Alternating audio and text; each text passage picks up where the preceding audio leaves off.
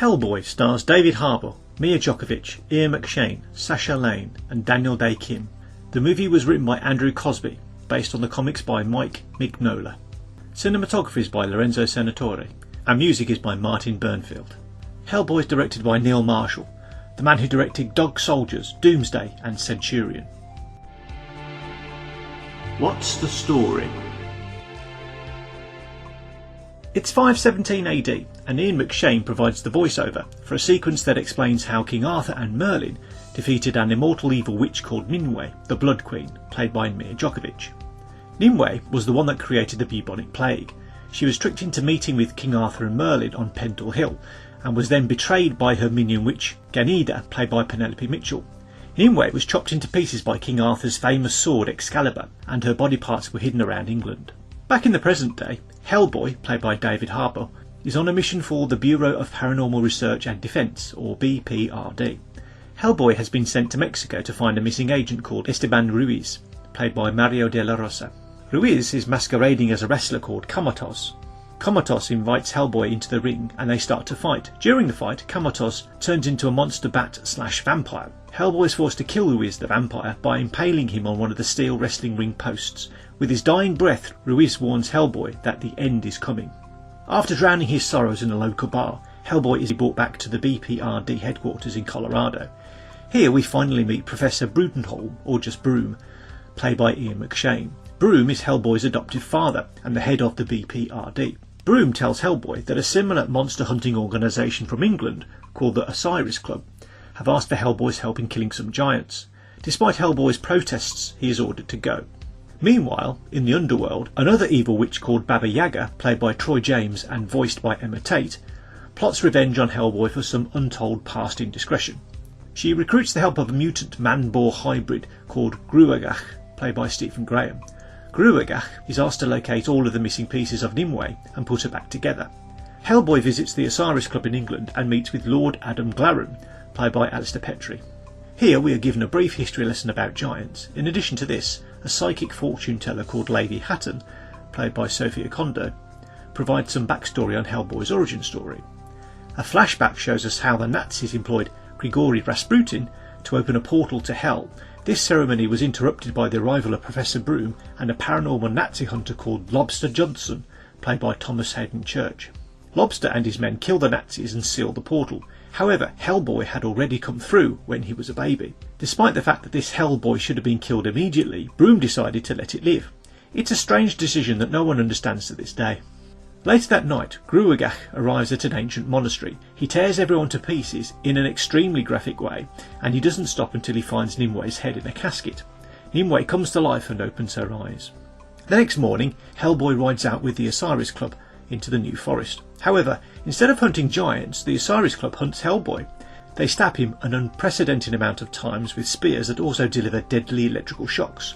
However, before a fatal blow can be delivered, something unseen happens to the members of the Osiris Club. HELLBOY drifts into unconsciousness. Stuck on a sofa and unable to move, Nimue watches some reality TV. The body parts accumulated thus far are strewn on the sofa beside her. Gruagach talks to Nimue about getting the rest of her body parts. He also talks about getting revenge on HELLBOY for another untold past indiscretion.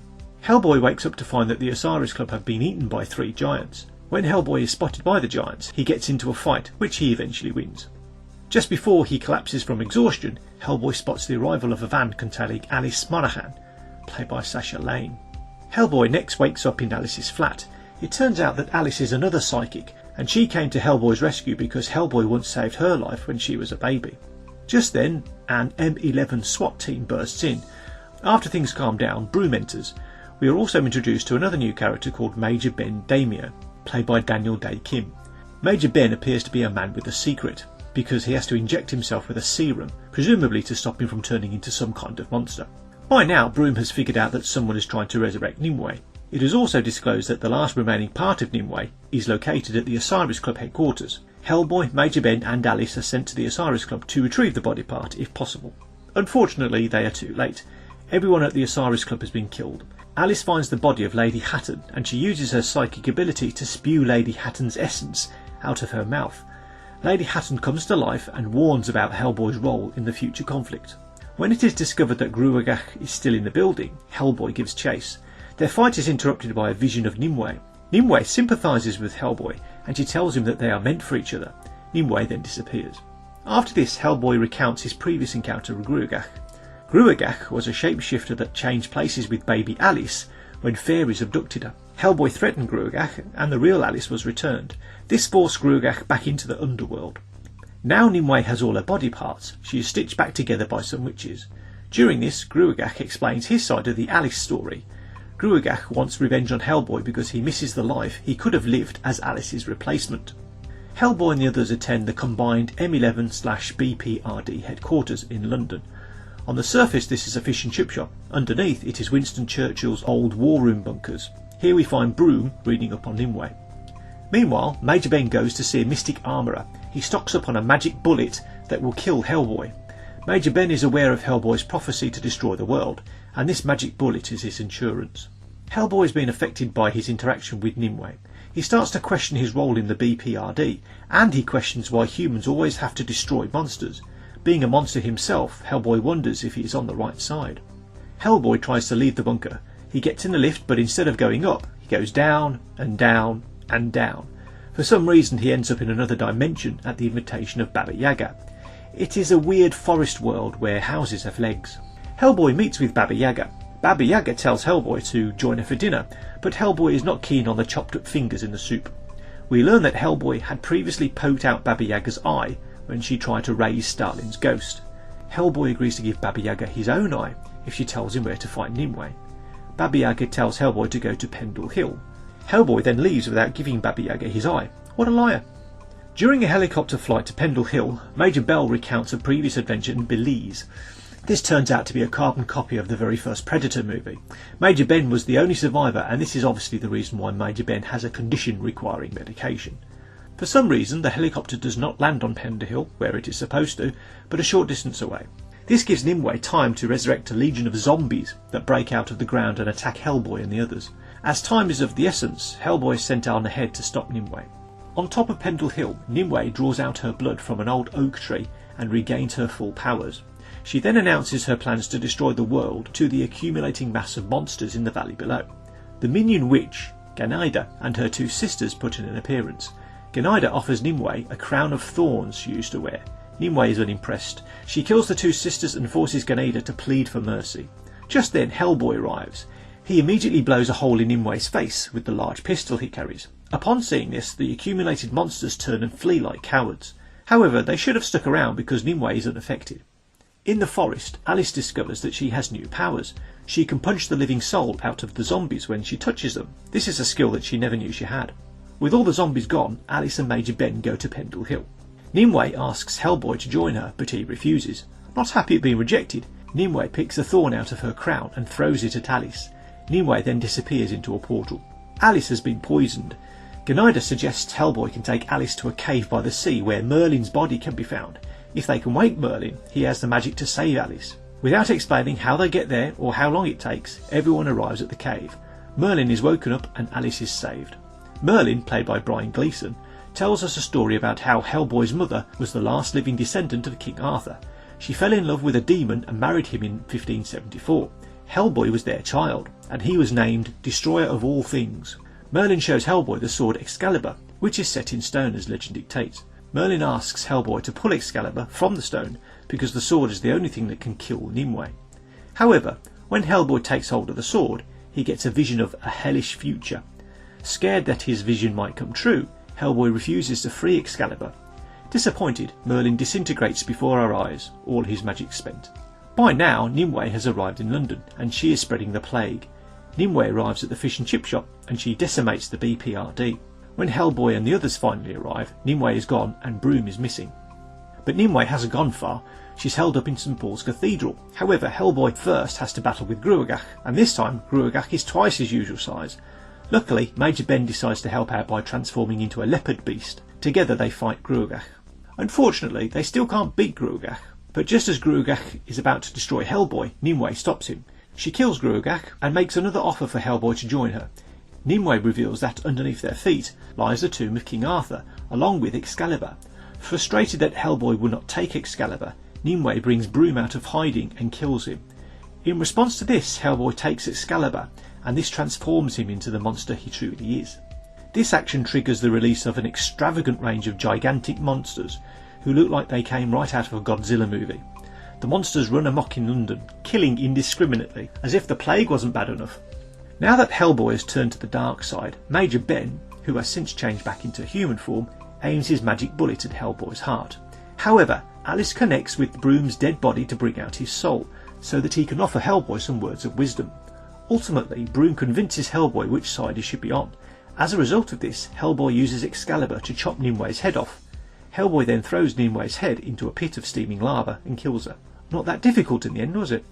Mercifully, all the monsters that were previously released are magically sucked back into the underworld, and the damage they have done is repaired. Broom says a final farewell to Hellboy, and then he disappears.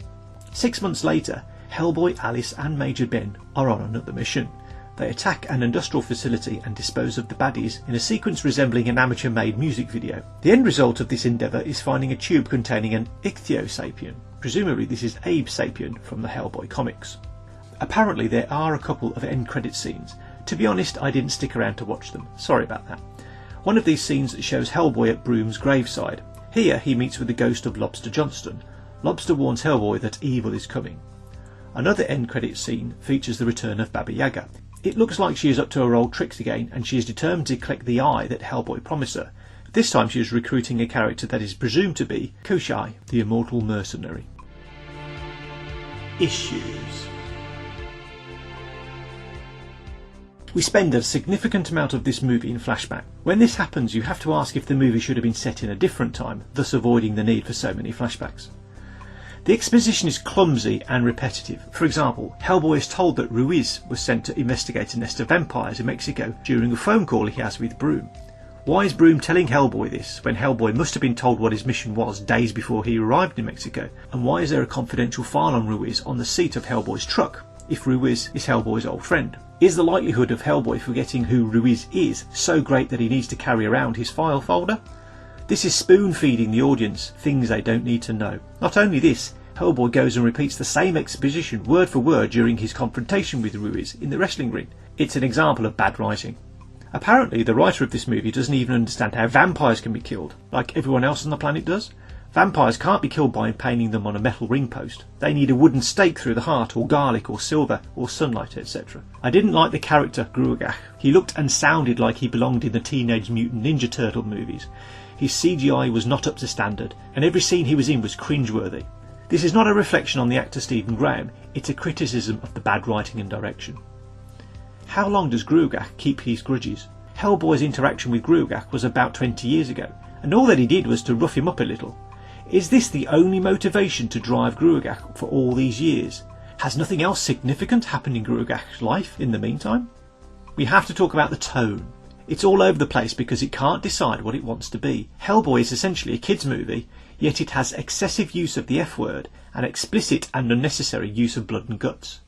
As an example of misjudged tone, take the scene where Nimue watches reality TV. It's a comedic situation, yet no one told Milla Jovovich because she plays it straight. She plays all her scenes straight. Again, don't take this as a swipe at Milla Jovovich. I'm a big fan of Milla Jovovich. She's actually the best thing in this movie. Why don't the Osiris Club Knights electrocute themselves when they stab Hellboy with their electric spears? They're all standing in water. If Lady Hatton had a vision of Hellboy destroying humankind, why did it take over 75 years for the Osiris Club to attempt to kill him? Shouldn't they have taken care of business the very second they encountered Hellboy as a baby? Or repeatedly after this? It would be the sensible thing to do. Having said this, Lady Hatton was pretty useless as a psychic fortune teller. Not only did she get her vision of Hellboy wrong, but she also failed to tell the Osiris Club they were all going to get eaten by giants. And she failed to spot that Gruagach was going to kill her and everyone else. Why didn't Broom allow Hellboy to be killed? It's a question that is repeatedly asked in the movie, and I don't think we ever get a satisfactory explanation. Why did the B.P.R.D. only send 3 people to go and fight the witch that was trying to bring about the end of the world? Was there something more important that the B.P.R.D., the police, the army, the navy and the air force were supposed to be doing on that night? Why couldn't Major Ben land the helicopter on Pendle Hill? It looked like a pretty easy thing to do to me. Major Ben couldn't have been much of a pilot. The scene at Pendle Hill had a distinct finale feel about it, so to learn that it wasn't was a bit of a letdown. I found myself checking my watch continually after this. What has the minion witch Ganeda and her sisters been doing for the past 1500 years? All Hellboy needs to do to kill Nimue, in the end, is to swing a sword. It's the easiest fight he has in the entire movie. Something of a letdown, I think. Review. Hellboy is a disappointing reboot of the 2004 original. Some of the CGI effects are questionable, and the excessive use of bad language and gore was completely unnecessary. Its mixed tone will confuse a lot of people. I expected better from such a good director as Neil Marshall. My rating, 70%. Hi, this is Mike Kendall, and thanks for watching my video. I'd like to know what you thought of this movie. Was it a hit? Was it a flop? Let me know your thoughts and rating in the comments section. You can also tell me what other movies you'd like to see reviews for. Please like and subscribe, and remember to hit that notification bell for all my new videos. Sharing these videos on Facebook and Twitter would help me out a lot. I'd sure appreciate it. Don't forget to check out the other videos on my channel. We're adding more all the time. I'm off to see a movie. You have a great day, and I'll see you in the next video.